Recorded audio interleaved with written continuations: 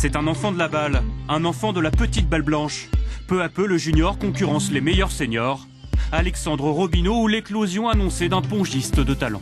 Bonjour à tous et bienvenue dans votre Max Sport. Je vais saluer sans plus tarder notre invité.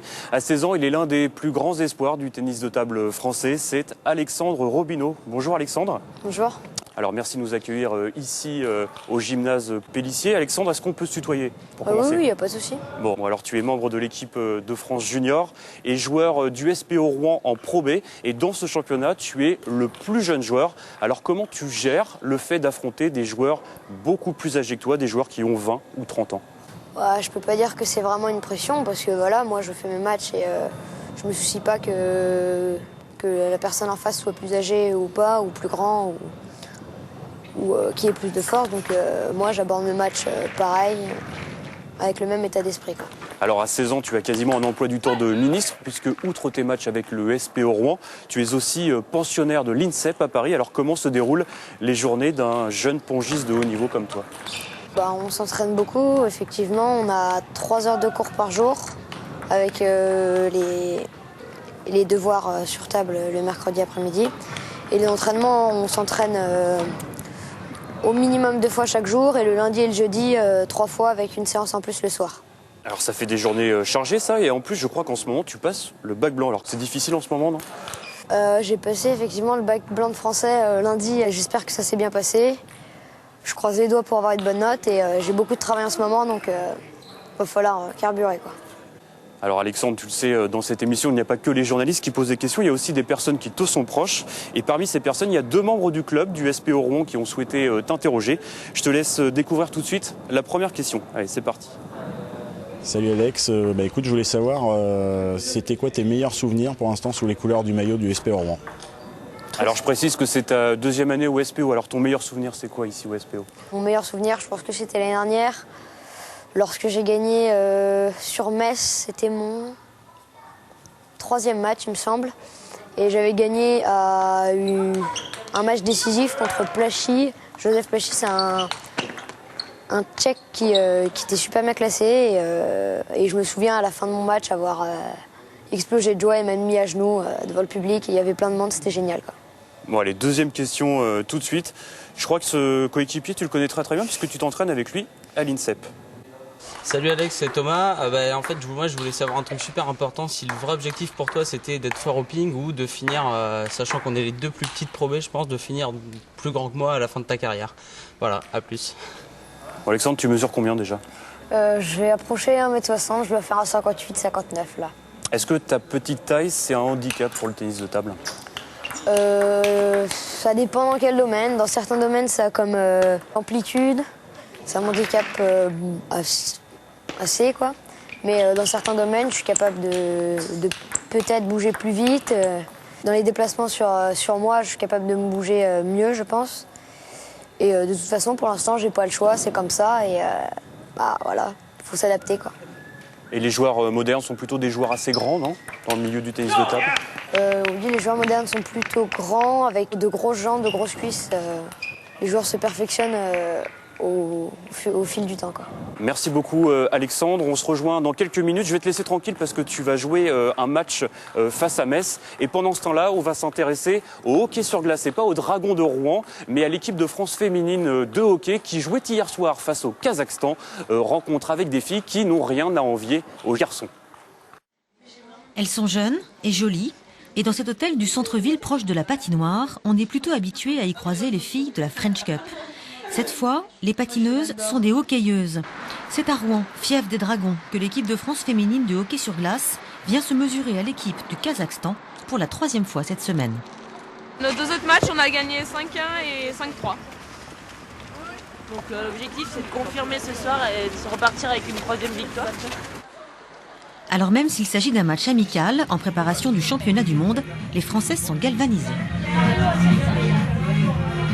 C'est de la musique pour se donner de l'énergie avant d'aller s'échauffer et puis surtout pour se préparer pour son match, être active et déterminée à gagner. C'est un sport qui est vraiment physique. Oui, c'est très rapide et c'est physique, c'est rapide et ça demande vraiment un dynamisme très très important. Donc ça les motive à vraiment entrer dans le jeu rapidement. Elles ont envie d'en découdre et de prouver qu'elles ont toute leur place au sein de la Fédération française de hockey sur glace. Depuis 2008, les hockeyeuses s'entraînent au Pôle France de Chambéry. La discipline s'impose dans les esprits et sur la glace.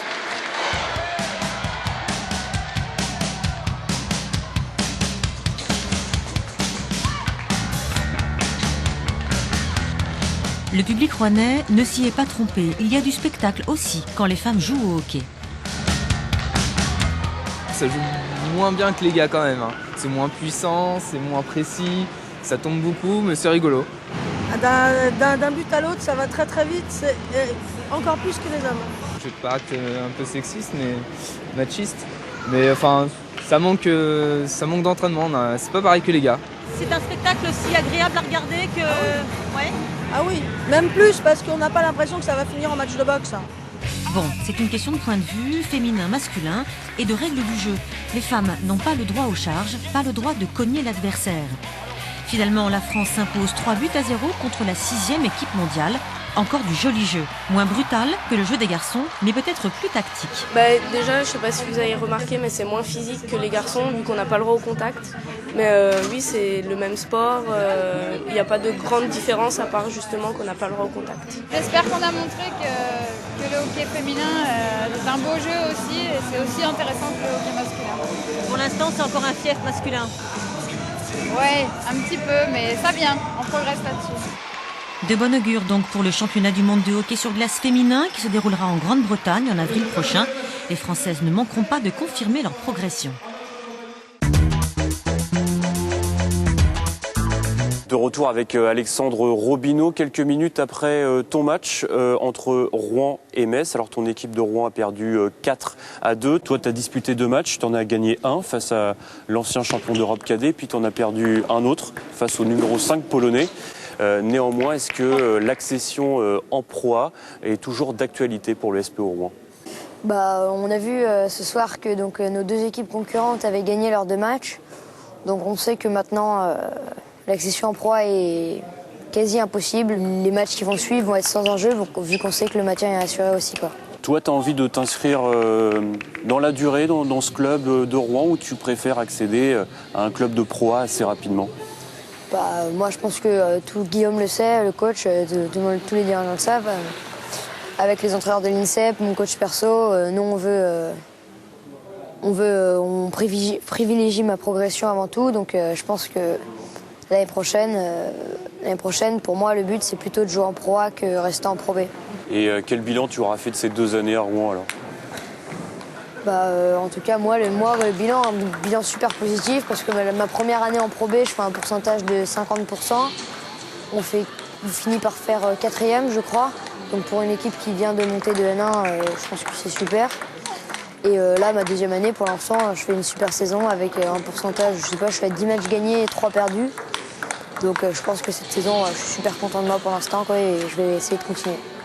Alors toi, tu es plutôt originaire de la région parisienne. Pourquoi tu étais venu à Rouen ? Qu'est-ce que tu étais venu rechercher ici ? À Rouen, en fait, c'était un club qui est monté de N1 en Pro B. C'était ma première année en Pro B. C'était aussi la première année du club. Donc ça, c'était pas mal que je découvre en même temps qu'eux, quoi.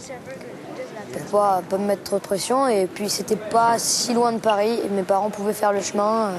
C'est qu'à 1h30 de route. Et on m'a dit que c'était un club super familial. Et j'en ai vu, j'ai bien vu, quoi.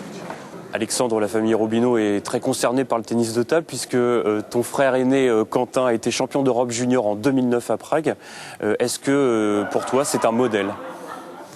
Je ne peux pas dire que mon frère c'est un modèle parce que c'est mon frère, quoi, mais on va dire que je le respecte en tant que sportif. Voilà ce qu'il a fait. Il a un gros palmarès pour son âge et il joue très bien et j'espère que ça va continuer pour lui, quoi. Mais c'est quand même une voie à suivre. Une voie à suivre, je pense pas que tout le monde a le même chemin. Moi, je vais pas mon chemin, lui, il va par son chemin. Et j'espère qu'on se rejoindra un jour, j'espère. Allez, on va parler un petit peu d'avenir à court terme. Cette année 2012 va être déterminante puisque les championnats de France junior, senior, et puis cet été les championnats d'Europe junior et les places sont très très chères. Oui, on a une grosse concurrence en France au niveau européen surtout. Les Français dominent vachement le monde dans la génération junior et cadet. Donc les places sont très chères dans les sélections et il faut vraiment mériter sa place, quoi. Bon, allez, toute dernière question, Alexandre. Dans quel domaine tu dois encore progresser? Le domaine où je dois progresser, enfin le plus, je pense que c'est sur mon comportement. Je m'énerve encore un peu trop. Et rassure-nous, ton jeu sera toujours offensif? Bah oui, ça c'est sûr. Hein. Je prendrai toujours la balle tôt. Même si je grandis d'un coup, je pense que je continuerai à prendre des risques et avoir cette vitesse de jeu, je pense. Alexandre, merci d'avoir été l'invité de ce Max Sport. De rien.